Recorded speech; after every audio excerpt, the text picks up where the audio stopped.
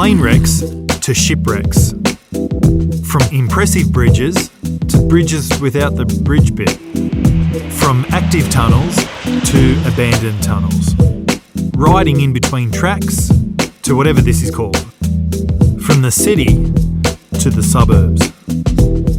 Now, we don't all have endless time and money to go away on month-long adventures. And when we couldn't go anywhere because of COVID, that's when the idea for this series was born.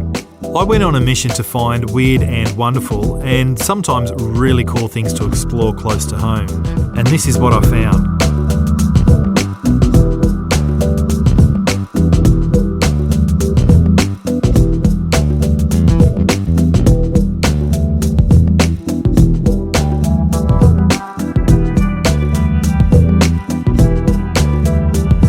I'm sorry, could you not get quotes on the background, please?